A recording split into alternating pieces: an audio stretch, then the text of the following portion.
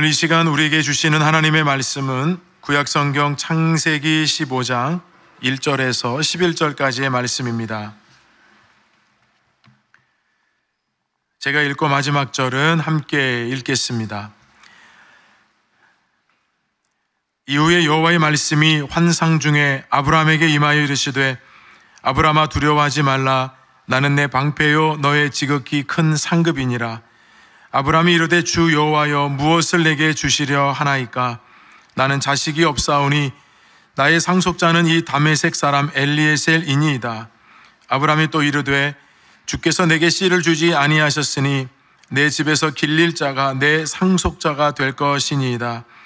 여호와의 말씀이 그에게 임하여 이르시되 그 사람이 내 상속자가 아니라 내 몸에서 날 자가 내 상속자가 되리라 하시고 그를 이끌고 밖으로 나가 이르시되 하늘을 우러러 뭇 별을 셀 수 있나 보라. 또 그에게 이르시되 내 자손이 이와 같으리라.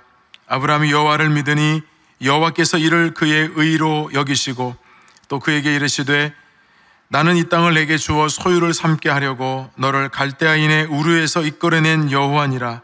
그가 이르되 주 여호와여 내가 이 땅을 소유로 받을 것을 무엇으로 알리이까?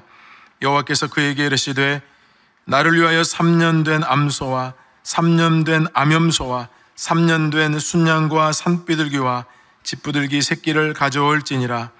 아브라함이 그 모든 것을 가져다가 그 중간을 쪼개고 그 쪼갠 것을 마주 대하여 놓고 그 새는 쪼개지 아니하였으며. 함께 읽습니다. 솔기가 그 사체 위에 내릴 때에는 아브라함이 쫓아왔더라. 아멘. 할렐루야. 복되고 거룩한 주일 3부 예배 나오신 여러분 모두에게 하나님의 은혜와 축복이 함께 하시기를 간절히 바랍니다. 우리 반갑게 앞뒤 좌우 보시면서 인사 나누시겠습니다. 주의 은혜가 함께 하시기 바랍니다.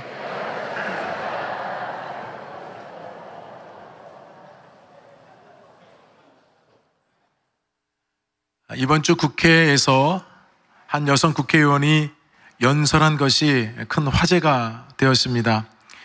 그 연설문 중에 코이 물고기 이야기를 든 예화가 많은 사람들에게 감동을 주었습니다. 일본의 관상용 비단 잉어 중에는 코이라고 하는 신비한 물고기가 있습니다. 여러분들이 지금 그림으로 보고 있으신 바와 같습니다. 이 물고기는 어항에서 키우면 8cm 정도 자라고요. 좀 더 큰 수족관에서 키우게 되면 2배 정도 큰 15cm 정도 자라고요. 좀 더 큰 연못에서 키우게 되면 3배 정도 큰 25cm 정도로 자라고요. 큰 강에서 자라도록 놔두면 맨 오른쪽에 있는 것처럼 약 120cm까지 자라서 가장 작은 어항에서 키울 때보다 무려 15배나 크게 자란다고 합니다. 이처럼 신기하게도 코이 물고기의 특징은 환경에 따라서 자라는 크기가 다르다는 것인데요. 이 코이 물고기는 성장 억제 호르몬 분비가 가능해서 스스로 물의 양과 깊이를 체크해서 거기에 알맞게 자기의 몸의 크기를 정하는 것으로 알려져 있습니다. 그래서 이 물고기의 이 특징을 사람에게 적용을 해서요, 이 코이 물고기가 자라는 환경에 따라서 크기가 달라지는 것처럼 사람 또한 주변 환경과 의지에 따라서 자신이 발휘할 수 있는 능력과 꿈의 크기가 달라질 수 있다. 이것이 코이의 법칙이라고 하는 것입니다. 저는 이런 관점에서 오늘 아브라함의 이야기를 보면 참 흥미롭다 생각이 듭니다. 우리가 창세기 말씀을 읽다 보면 11장에 바벨탑 사건이 나오거든요. 그 바벨탑 사건이 지나고 나면 뜬금없이 족보가 나옵니다. 그 족보는 누구의 족보냐면 노아의 아들인 셈의 족보가 나옵니다. 여러분, 족보는 다 이름이잖아요. 그 족보를 따라가다 보면 데라라고 하는 사람이 나오고 데라가 낳은 아들 아브라함의 이름이 처음으로 등장을 하게 됩니다. 그 다음에 우리가 잘 알고 있는 대로 창세기 12장에는 하나님께서 아브라함을 부르시는 장면이 여러분 나오게 되거든요. 그런데 하나님께서 아브라함을 부르시는 장면 가운데 고향과 친척과 아버지의 집을 떠나서 내가 너에게 지시할 땅으로 가라. 지시한 땅도 아니고 한 번도 가보지 않은 지시할 땅으로 하나님이 가라고 말씀하시는데 아브라함과 하나님이 초면입니다. 아브라함이 믿음 생활을 잘해서 하나님이 갑자기 불러내신 것이 아니라 정말 뜬금없이 족보에 아브라함의 이름이 나왔을 뿐인데 거기에서 하나님이 아브라함을 불러내시는데 불러내시자마자 엄청난 비전을 아브라함에게 주십니다. 내가 너로 큰 민족을 이루고 내 이름을 창대케 하며 너는 복이 되게 할지라. 예전 번역에서는 복의 근원이 되게 할지라 이렇게 번역을 했죠. 하나님이 처음 아브라함에게 대면하시는데 여러분 이건 너무 엄청난 비전을 주시는 거 아닙니까? 어느 정도 좀 하나님과 관계가 형성된 다음에 이런 말씀하시면 좀 와닿을 수도 있겠는데요. 정말 초면에 하나님이 이렇게 말씀을 주셨으니까 아브라함이 너무 믿음으로 받았다기보다는 아마 어안이 벙벙했을 것이라 생각이 듭니다. 가뜩이나 이 아브라함의 가정 이야기가 창세기에는 자세하게 안 나오지만 여호수아 마지막 장인 24장에 이 아브라함의 가정이 어떤 직종에 있었는지를 여러분 명확하게 우리에게 말씀해 주거든요. 우리 여호수아 24장 2절 함께 읽어보겠습니다. 여호수아가 모든 백성에게 이르되 이스라엘의 하나님 여호와께서 이같이 말씀하시기를 옛적에 너희 조상들 곧 아브라함의 아버지 강 저쪽에 거주하며 다른 신들을 섬겼으나. 자, 아브라함의 아버지가 데라인데 이 데라가 유프라테스 강 저편에서 다른 신들을 섬겼다는 겁니다. 다른 신이 누굴 말하겠습니까? 하나님은 아니죠. 자, 이렇게 데라가 자기 자녀와 가족들과 함께 갈대아 우르를 떠나서 하란이라고 하는 곳에 가서 정착을 합니다. 그런데 이 두 도시의 특징이 뭐냐면 다 그 당시에는 고대 근동 지방에는 다 수호신이 있었습니다. 이 갈대아 우르나 또는 하란이라는 이 지역의 수호신이 누구냐면 달의 신이었습니다. 즉 우리가 얘기하는 여러분 해와 달, 별 아시죠? 그 달의 신을 숭배했던 곳이 두 도시였습니다. 아브라함의 아버지 데라는 하란이라는 곳에서 205세에 먼저 죽게 됩니다. 자, 그렇다고 한다면 과연 아브라함이 우상 숭배에 빠져 살았는가? 이 부분에 대해서는 성경이 깊이 말씀하고 있지 않으니까요. 적어도 우리가 이 여호수아 말씀을 통해서 알 수 있는 것은 아브라함이 자라는 과정과 환경 속에서 자기 아버지가 이렇게 우상을 섬겼기 때문에 당연히 그 가정이 우상을 섬겼을 것이고 그런 영향력 아래에 있었다는 것을 충분히 우리는 말씀을 통해 짐작해 볼 수 있다는 것입니다. 그렇다면 하나님께서 이런 가정에서 자란 아브라함을 선택하고 부르셔서 큰 민족을 이루게 하고 내가 너의 이름을 창대케 하며 너에게 복을 줄 것이다. 여러분 이렇게 말씀하신 것은 단 1도 여기에는 아브라함의 공로는 없는 겁니다. 그렇죠? 아브라함이 오늘 한 것도 아니고 아브라함이 하나님과 관계가 형성된 것도 아니고 전적인 하나님의 은혜로 하나님이 아브라함을 불러내신 것 아닙니까? 만약 하나님께서 아브라함의 가족이 우상을 섬기는 곳에서 불러내지 않으셨다면 마치 코이 물고기가 가장 작은 어항에서 한 생애를 살아가는 것과 똑같이 아브라함은 그저 갈대아 우르에서 살다가 죽게 되었을 것입니다. 그런데 하나님께서는 이 아브라함을 그 우상이 가득한 도시에서 하나님이 불러내셔서 마치 코이 물고기를 가장 큰 강물에 풀어놓아서 마음껏 활동하고 마음껏 성장하도록 하시는 것처럼 아브라함을 하나님의 세계로 초대해서 그를 통해서 새로운 민족을 이루시겠다고 하나님께서 말씀해주고 계신 것입니다. 여러분 그렇다면 우리가 말씀을 듣는 시간이 어떤 시간일까요? 그저 하나님께서 이 자그마한 어항 안에 우리를 물고기처럼 넣어놓으시고 내가 너희들에게 주는 거 그냥 먹고 자라라. 여러분 하나님이 그렇게 말씀하시는 시간이 아니라는 겁니다. 우리가 하나님의 말씀을 듣는 이 시간은 온 우주 만물을 창조하신 하나님께서 지금도 온 우주 만물을 경영해 가시고 운영해 가시기 때문에 그 역사의 현장에 우리 모든 그리스도인들을 참여하게 하셔서 하나님의 나라를 이루어가고 있는 시간이 말씀을 듣는 시간인 줄로 믿습니다.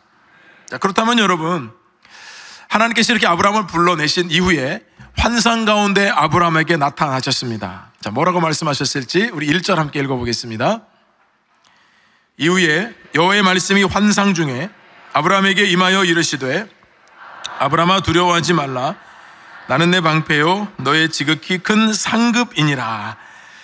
자, 첫 번째 중요한 교훈은 약속의 말씀이 두려움을 이기게 한다는 겁니다.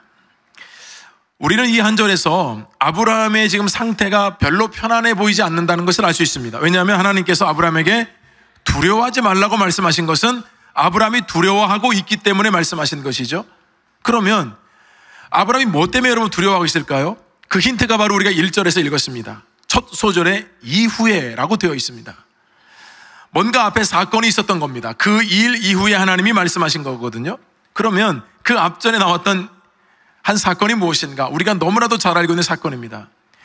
아브라함과 조카 롯이 함께 여러분 약속의 땅에 거주하게 될 때에 하나님께서 축복해 주셔가지고 막 양들이 많아지고 그로 인해서 목자들이 다투게 됐습니다. 결국 조카 롯이 먼저 선택한 땅은 소돔과 고모라였습니다.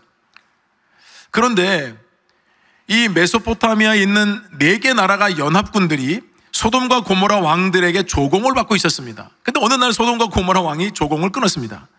화가 난 이 메소포타미아 4개국 이 왕들이 연합을 해서 전쟁을 벌입니다. 결국 소돔과 고모라를 피폐하게 만들고 사람들을 다 포로로 잡아갑니다. 물론 재산도 재물도 약탈해 갑니다. 이 소식을 아브라함이 들었습니다. 왜냐하면 그 끌려가고 있는 사람 중에 자기 조카 롯이 있었기 때문입니다. 그런데 성경 말씀을 보면 이 아브라함이 집에서 길리고 훈련된 자 318명을 데리고 쫓아가거든요.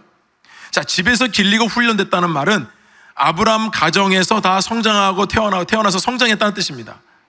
당시 여러분 노예제도가 있었기 때문에 이 아브라함의 종들은 아브라함이 돈을 주고 샀거나 또는 전쟁을 통해서 사람의 생명을 가져온 것이 아니고 아브라함의 가정에서 다 자라고 성장했던 사람들인데 군사가 318명이라고 한다면 그 군사 1인당 4명의 가족을 생각하면 적어도 1000명이 넘는 사람들이죠. 여러분 아브라함이 지금 거느리고 있는 사람들은 꽤 많은 사람이에요. 그러나 이 318명이라는 사람은 아브라함의 재산과 아브라함의 생명 그리고 함께 일하고 있는 많은 종들의 목숨과 재산을 지키는 사람들이지 전쟁을 하는 사람들이 아닙니다. 여러분 아브라함이 무슨 전쟁을 벌일 일이 뭐가 있겠습니까? 근데 이 조카 롯이 붙잡혀가고 있다는 소식을 듣자마자 이 318명을 규합해서 이 아브라함이 선봉에 서서 롯이 가고 있는 곳을 쫓아가게 되거든요. 근데 여러분 이 장면에서 이런 생각을 해봐요. 참 아브라함이 참 정말 지혜로운 사람이구나. 왜냐하면 만약에 318명을 준비해두지 못했다면 자기 조카가 붙잡혀간다는 소식을 들어도 따라갈 수가 없는 것이죠. 어쩌면 위기와 환난 때를 만날 수도 있겠다는 생각 때문에 318명을 기른 것이 아닐까요? 어쨌든 이 아브라함은 318명을 데리고 메소포타미아 4개국 연합국들이 지금 많은 사람들을 포로로 잡아가 있는 곳에 쫓아갑니다. 정말 전적인 하나님의 도우심과 은혜로 밤에 기습작전을 벌여서 조카 롯과 빼앗기긴 모든 재물을 다 찾아오게 됩니다. 정말 아브라함의 입장에서는 엄청난 승리를 가져온 것이고 엄청난 기쁨을 누리는 날이었습니다. 그런데 여러분 우리가 꼭 놓치지 말아야 할 것이 무엇이냐면 과연 조카 롯만 데리고 왔겠는가 아브라함이. 자, 우리 창세기 14장 16절 함께 읽어보겠습니다. 모든 빼앗겼던 재물과 자기의 조카 롯과 그 재물과 또 부녀와 친척을 다 찾아왔더라. 여러분 생면부지와도 같은 한 번도 얼굴을 본 적이 없는 사람들 자기 조카 롯만 데리고 온 것이 아니라 붙잡혀가 있는 많은 부녀자들과 그 친척들까지 다 데리고 왔다는 것입니다. 여러분 이게 아브라함입니다. 자, 여러분 그런 가운데 이렇게 큰 승리를 거두었는데 왜 지금 아브라함은 두려워하고 있는 것일까요? 우리는 이 장면에서 우리는 깨닫게 되는 것이 있습니다. 사실 우리의 삶의 문제, 여러 가지 문제 앞에서요, 뭐 특별한 것이 없다 하더라도 때로는 하던 일이 잘 되고 또 정말 승승장구해서요, 내가 원하는 대로 모든 것이 잘 되면 과연 두려움이 없을까요? 아마도 여러분 그렇게 해서 그 자리를 올라가거나 그것을 얻은 사람들은 더 많은 두려움이 있을 것입니다. 내가 원하는 대로 되고 내가 손대는 대로 잘 되고 또 내가 생각하는 것보다도 훨씬 더 많은 것이 나에게 주어지면 행복하기보다는 두려울 것입니다. 지금 아브라함은 그야말로 극적인 전쟁의 승리를 얻었는데도 불구하고 두려움에 휩싸여 있습니다. 자, 왜 아브라함이 여러분 두려움에 처해 있을까? 두 가지를 생각해 볼 수 있습니다. 첫 번째는 이 메소포타미아 4개국들이 여러분 뜬금없이 아브라함을 통해서 여러분 이 밤중에 기습을 통해서 여러분 이 어려움을 겪었잖아요. 그러니까 다시 이 사람들이 전열을 가다듬고 아브라함을 쳐들어올 수도 있다라고 하는 아브라함 입장에서는 그게 두려울 수 있겠죠. 여러분 그건 표면적인 문제고요. 하나님과 지금 아브라함이 대화하고 있는 것을 보면 아브라함의 이 두려움은 다른 곳에 있었습니다. 그것이 뭔가 하나님께서 자기를 불러서 약속의 말씀을 주셔서 지금 이 땅에 들어와 있는데 아무것도 된 일이 없는 겁니다. 분명히 하나님이 큰 민족을 이루고 창대케 해주고 복이 될 것이라고 하셨는데 여전히 아무것도 이루어진 것이 없고 뜻하지 않은 위기 상황은 계속해서 만나게 되는 것이 두려웠던 것입니다. 그래서 여러분 아브라함이 하나님께 대답을 하는 것을 보면 이 두 번째 이유가 맞다는 것이 금방 드러나요. 우리 보면 2절 함께 읽어보겠습니다. 아브라함이 이르되 주 여호와여 무엇을 내게 주시려 하나이까? 나는 자식이 없사오니 나의 상속자는 이 다메섹 사람 엘리에셀이니이다. 나는 자식이 없사오니. 여러분, 이것 때문에 두려웠던 겁니다. 하나님, 지금 나이가 들어가는데요, 내가 이 정도 되었으면, 하나님이 약속의 말씀을 주셨으면 이 정도 타이밍에는 어느 정도는 이루어져야죠. 아무런 징조도 없고 이루어지지 않으니까 여러분, 아브라함이 어떤 생각을 하냐면, 하나님, 어차피 나는 자식이 없는데 이제 나이도 들었고 이 내 많은 재산을 상속할 사람이 필요한데 그 상속할 사람은 우리 집의 종으로 있는 다메섹 사람 엘리에셀입니다. 이렇게 말하는 겁니다. 여러분, 이렇게 말한 다음에 하나님이 뭐 답변을 할 시간도 안 줘요. 그리고 아브라함이 또 말합니다. 하나님께서 내게 씨를 주시지 않았기 때문에 내 집에서 길러낸 사람이 상속자가 될 것입니다. 여러분, 아브라함은요, 하나님을 안 믿은 사람이 아니에요. 그러나 적어도 하나님의 약속의 말씀이 자기를 통해서 이루어진다고 한다면 정말 지금 이 순간에는 적어도 상속자는 정해져야 된다고 생각했어요. 여러분, 이 두려움이 굉장히 무서운 것인데요, 사람이 두려움에 빠지면 그 두려움 때문에 우리의 판단을 흐르게 하고 그리고 잘못된 결정을 하게 만들어버립니다. 이게 두려움이 주는 위험성이에요. 그건 여러분, 저나 여러분이나 예외가 아니에요. 지금 수요 저녁기도 나오신 분들은 사무엘상 강의 말씀을 듣고 계시죠? 어린 사무엘이 선지자로 부름을 받은 다음에 이방 민족이었던 블레셋 사람들이 이스라엘과 전쟁을 벌이게 됩니다. 여긴 이방 민족이에요. 블레셋은 이스라엘 백성들은 하나님을 섬기는 백성들 아닙니까? 근데 여러분, 전쟁을 벌였는데 이스라엘 군사 4,000명이 죽습니다. 엄청나게 충격이었습니다. 그야말로 패한 전쟁이었고, 그렇다면 전쟁에 지게 된 이유가 무엇인가? 여러분, 이 사무엘 있던 시대는 사사시대 끝자락이거든요. 이스라엘은 영적으로 병들대로 병들었던 시기였습니다. 그러니까 블레셋이 잘 싸웠다기보다는 이스라엘 백성들이 워낙 하나님 말씀을 안 듣고 불순종해서 질 수밖에 없는 전쟁이었습니다. 그런데 전쟁이라고 하는 것이 여러분 뭐 게임이 아니잖아요. 생명이 오가는 문제 아닙니까? 4,000명이 여러분 죽게 되니까 순식간에 이스라엘 백성들에게는 두려움이 몰려들었습니다. 얼마나 두려웠을까요? 왜냐하면 4,000명을 죽여서 이제 이스라엘 백성들이 후퇴를 했는데 다시 블레셋 사람들이 전열을 가다듬고 다시 쳐들어오면 이스라엘 백성들은 이길 재간이 없는 겁니다. 그래서 이 이스라엘 백성들 중에 장로들, 리더십들이 긴급하게 모여서 회의를 합니다. 어찌 하나님께서 우리를 블레셋에서 패하게 하셨는가? 그러면서 저는 긴급 회의를 하거든요. 자, 여러분 보세요. 지금 전쟁에서 패했습니다. 그리고 모든 백성들이 두려움에 떨고 있습니다. 그러면 그 백성들 가운데 지도자, 리더십이라고 한다면 여러분, 이 문제를 어떻게 해야 합니까? 당연히 여러분, 이 문제를 가지고 하나님께 나아가서 납작 엎드려야죠. 하나님의 음성을 들어야죠. 하나님께서 무엇을 원하시는지, 왜 우리가 패했는지, 앞으로 어떻게 될 건지 하나님의 말씀을 들어야 되는 거 아닙니까? 여러분, 두려움이 몰려오니까요, 전혀 엉뚱한 결정을 합니다. 그 결정이 무엇이었는가? 전쟁터에서 35km 떨어져 있는 실로라고 하는 곳에 하나님의 법궤가 안치되어 있었습니다. 하나님의 법궤는 하나님을 상징하는 것이었고 하나님의 임재 가운데 있는 것이 법궤였습니다. 실제적으로 이스라엘 백성들의 조상들은 전쟁을 벌일 때 그 법궤가 맨 앞에 선두에 서고 그로 인해서 전쟁에 이겼던 경우가 많이 있었습니다. 그걸 안 겁니다. 근데 여러분, 지금 이 전쟁에서 졌다고 해서 법궤를 마치 무슨 부적처럼 지금 빨리 전쟁터로 가져오라는 겁니다. 근데 여러분, 지도자들도 좋아하고 백성들도 좋아합니다. 영적인 타락하는 여러분 현장의 특징은 다 모두가 혼미한 거예요. 누구 하나 제대로 된 판단을 못합니다. 하나님께 누구도 나갈 생각을 안 해요. 그냥 무조건 법궤 먼저 가져오라는 겁니다. 법궤를 가져왔습니다. 그리고 급하게 가져온 이 법궤를 앞세우고 다시 블레셋과 전쟁을 벌이게 됩니다. 결과 어떻게 됐을까요? 이스라엘 군사 3만 명이 죽습니다. 4,000명 죽는 건 일도 아니었고 법궤를 앞세우고 전쟁을 벌였지만 3만 명이 한날에 죽었습니다. 두려운 문제를 하나님 앞에 가지고 나가지 않고 스스로 성급한 결정을 하게 된 결과는 훨씬 더 참혹했습니다. 그러니까 여러분, 두려운 문제가 있거나 내가 결정할 수 없는 문제로 간다면 정말 저와 여러분들이 제일 먼저 해야 될 것은 그 문제를 하나님께 가지고 나가는 것입니다. 그리고 하나님의 뜻을 묻는 겁니다. 하나님의 말씀을 펼치는 겁니다. 하나님이 무엇을 원하시는지를 여러분 알아야 여러분 우리가 결정을 하잖아요. 근데 우리 생각대로 하게 되니까 이 두려움이 휩싸이면 엉뚱한 생각, 엉뚱한 판단하면서 그 결과는 참혹하다는 뜻이에요. 지금 하나님께서는 이 아브라함이 하나님이 약속을 주셨는데 아무것도 되는 일이 없으니까요, 하나님 어차피 자녀도 없는데 상속자는 세워야 되겠고, 그러니까 여러분 엘리에셀 이 사람이 상속자예요. 하나님이 그의 생각과 마음과 이 말을 완전히 바꿔주십니다. 자, 말씀하시는 거 들어보죠. 4절 함께 읽어봅니다. 여호와의 말씀이 그에게 임하여 이르시되 내 몸에서 날짜가 내 상속자가 되리라 하시고. 자, 두 번째 교훈이요. 약속의 말씀은 현실을 뛰어넘게 한다는 것입니다. 하나님께서는 아브라함이 두려움 속에서 성급하게 말한 내용을 바꿔주셨습니다. 지금 너의 집에 있는 그 종 엘리에셀이 너의 상속자가 아니라 반드시 너의 몸에서 날짜가 너의 상속자가 될 것이다. 여러분, 우리의 문제도 아브라함과 똑같지 않습니까?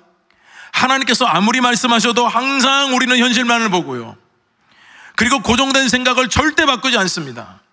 뭐든지 될 것 같은 확신보다는 뭐든지 안 될 것 같은 불신이 우리 마음속에 얼마나 많은지 몰라요. 그래서 여러분들이 말씀을 들을 때는 다 아멘을 하시는데요, 여러분의 삶의 자리 현장에 나가서 이 말씀이 여러분의 삶에 그대로 이루어지고 있느냐고요. 제가 3개월 전에 예전의 모습으로 돌아가기 위해서 우리 가족들을 다 모아서 제가 선포를 한 적이 있었습니다. 아빠는 이제부터 다이어트를 시작한다. 나는 예전의 모습으로 돌아갈 거니까 야식은 없고 밀가루 음식은 이제 안 먹는다. 그리고 내가 너무 좋아하는 떡볶이도 안 먹겠다. 여러분, 제가 이렇게 얘기한 건요, 가족들에게 도움을 청하는 거예요. 그랬더니 정말 우리 가족들 대단해요. 놀라웠어요. 아빠, 정말 이번에는 성공할 거예요. 정말 예전에 아빠의 그 모습 정말 우리도 기대됩니다. 성도들이 정말 좋아하실 거예요. 여보, 아빠 응원할게요. 화이팅!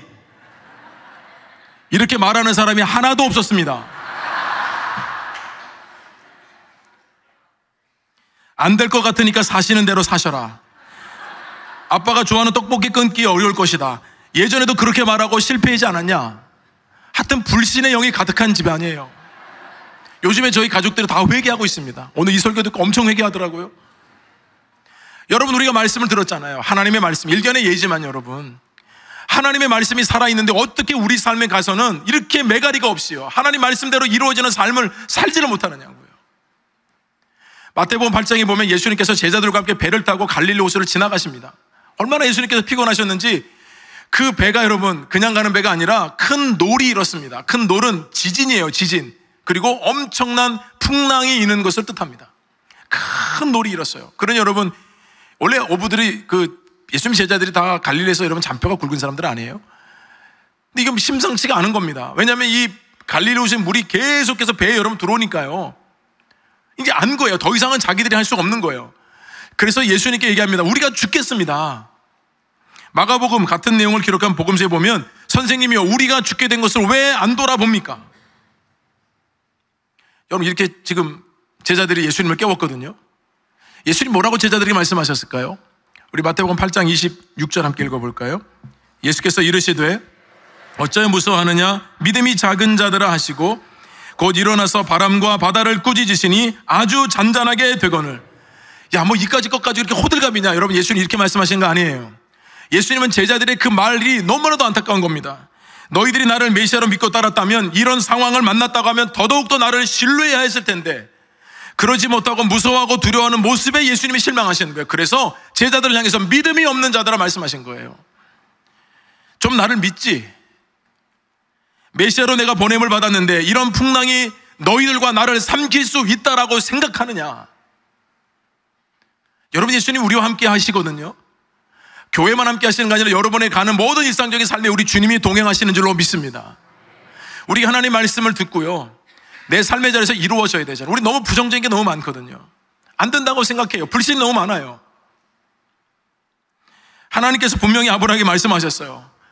엘리에셀이 네 상속자가 아니고 너의 몸에서 앞으로 날짜가 상속자가 될 것이다.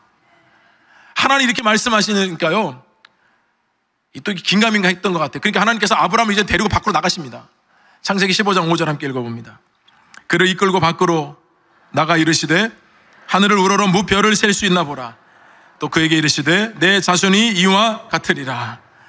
하여튼 그냥 좁은 생각에 빠져가지고요, 그냥 그것밖에 생각 못하고 하나님의 역사는 아무것도 없고. 여러분, 그러니까 아브라함을 아예 하나님 밖으로 데려나가셔서요, 하늘을 보여주시는 거예요.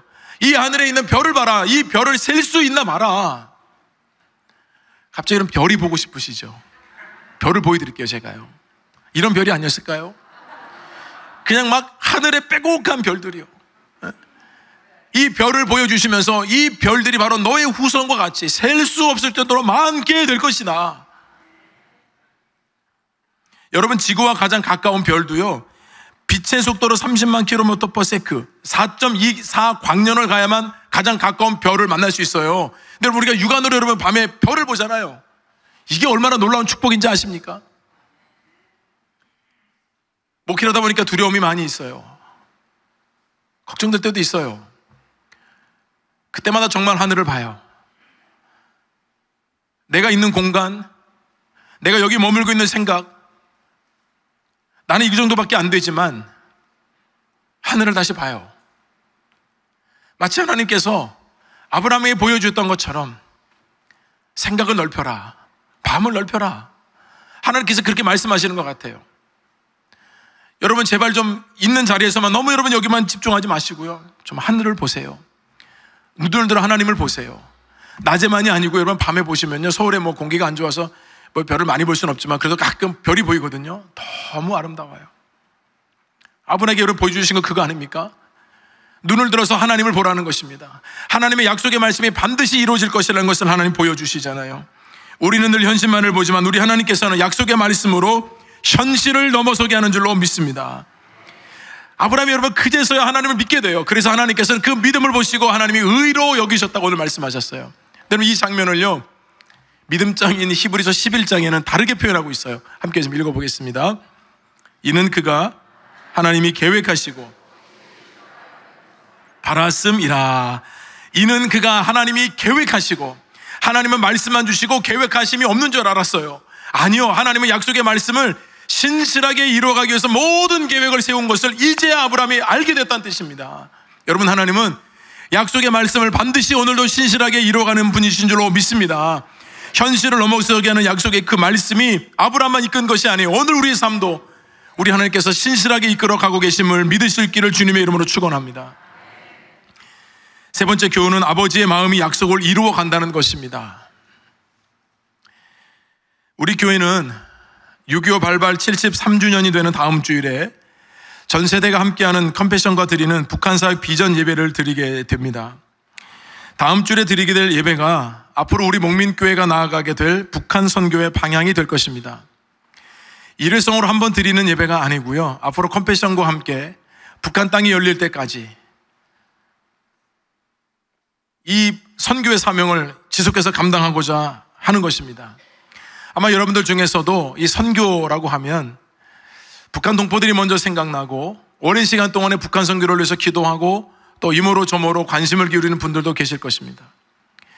북한의 동포가 그 땅을 생각하면 누구 못지않게 애통하는 마음이 있으신 분도 계실 겁니다. 그런 마음이 여러분 없으셔도 다음 주 1부부터 4부까지 이 북한 선교 여러분 비전 예배를 함께 드리면서 그 꿈을 품기를 원해요. 이건 여러분 우리 꿈이 아니고요, 하나님이 우리를 통해서 이루고자 하는 그 꿈이라는 것입니다. 컴패션이라고 하는 기구는 국제 어린이 양육 기구입니다. 이 국제기구 출발은 바로 북한의 남침으로 발발하게 된 6.25 전쟁으로 인해서 부모와 형제를 잃고 고아가 되어서 추위와 굶주림으로 죽어가던 아이들로부터 시작이 됩니다. 우리나라 1950년 전쟁 발발 이후에 1952년은 그야말로 깊은 절망과 슬픔만이 가득한 땅이었습니다. 이 땅에 복음을 전하기 위해서 오셨던 스완슨 목사님이 그 눈에 무엇이 제일 먼저 들어왔냐면 전쟁 고아 아이들이 너무나도 많은 것입니다.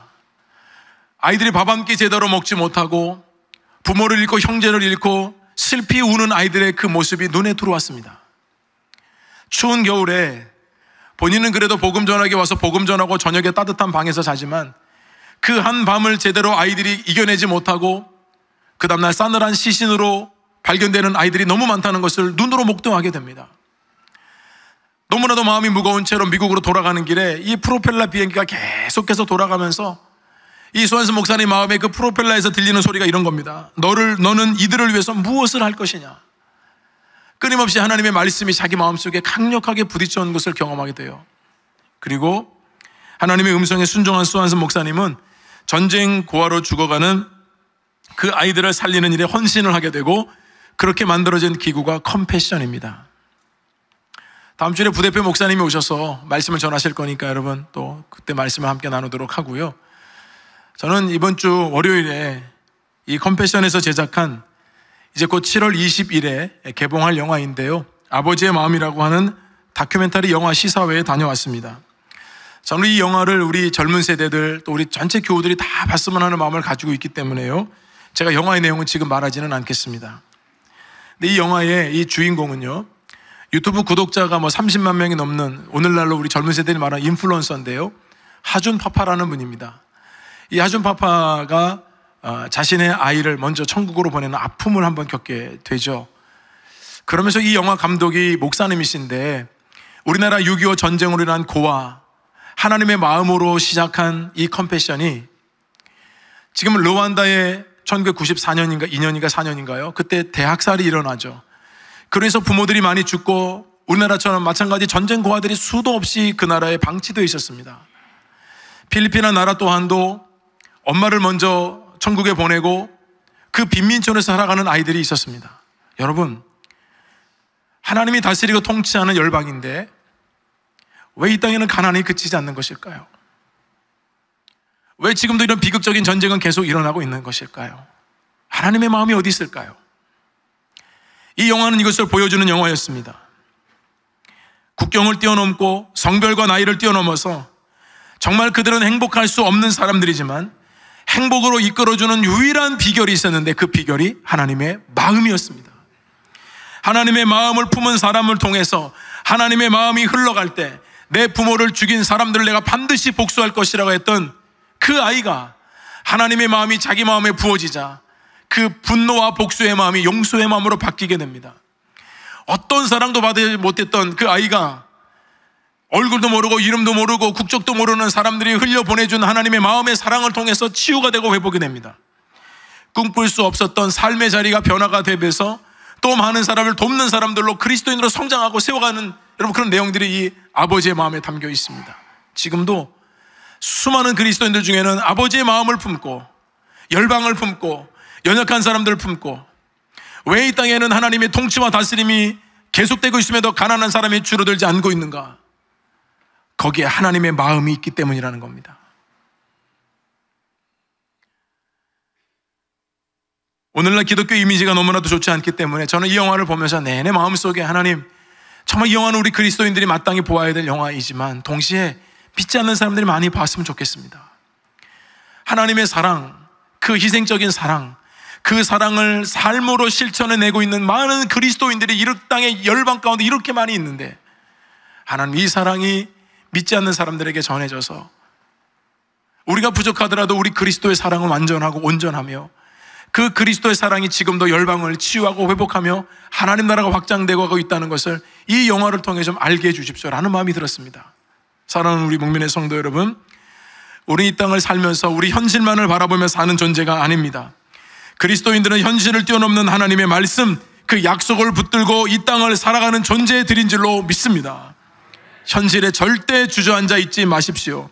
약속의 말씀을 붙들고 하나님이 이끄시는 넓은 세상으로 가십시오.